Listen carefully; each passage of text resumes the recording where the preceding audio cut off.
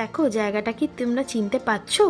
অনেকেই হয়তো দেখলে চিনতে পারবে। এটা হচ্ছে কোলাঘাটের ফেমাস শেরি পাঞ্জাব। তো welcome to my another mini blog. আজকে কিন্তু আমরা শেরি পাঞ্জাবেই পৌঁছে গেছি, কিন্তু এই জায়গাটা হয়তো তোমরা বুঝতে পারছো না কোথায়। আসলে শেরি পাঞ্জাবে আজকে হয়ে গেল একটা শিব মন্দিরের উদ্বোধন। তো সেখানেই ছিল আজকে আমাদের ইনভিটেশন। তো সেই ইনভিটেশনটা ছিল সকালে, কিন্তু আমরা সকালে বিভিন্ন কাজের জন্য আসতে পারিনি, আমরা সন্ধেবেলায় এসেছি।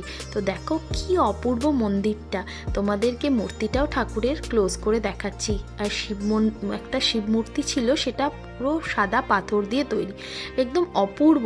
মানে সে যে কি কারুকার্য করা সেটা তোমাদেরকে অল্প অল্প ঘুরিয়ে ঘুরিয়ে দেখাচ্ছি, তাহলে হয়তো তোমরা বুঝতে পারবে। এবং পাথর দিয়ে যে এত রকমের কারুকার্য করা যায়, মানে কি বলবো, অপূর্ব। এবং গায়ে, মন্দিরটার গায়ে যে সমস্ত কারুকার্যগুলো করা আছে, দেখো তোমাদেরকে ক্লোজ করে করেও দেখাচ্ছি, খুব সুন্দর। পুরো সাদা হোয়াইট মার্বেল পাথর দিয়ে তৈরি, ভীষণ সুন্দর মন্দিরটা। এখানে যেতেই ঠাকুরমশাই সবাইকে একটা করে চন্দনের ফোঁটা দিয়ে দিল, আমিও কিন্তু পরে নিয়েছি। এরপরে চারিদিকের পরিবেশটা কিছুটা তোমাদের দেখাচ্ছি। এই পার্টে কিছুটা শেয়ার করছি, আর একটা পার্ট লাগবে যেটা শেয়ার করার জন্য। তো এখানে অপূর্ব, এখানে একটা সেট আপ হয়েছিল গানের, বিভিন্ন রকমের ভজন কীর্তন হচ্ছিল। কিছুক্ষণ আগেই অদিতি মুন্সি এখানে গান গেয়ে গেছে, সেটা আমরা মিস করে দিয়েছি। তো এখানে অন্য শিল্পীরাও কিন্তু গান গাইছে।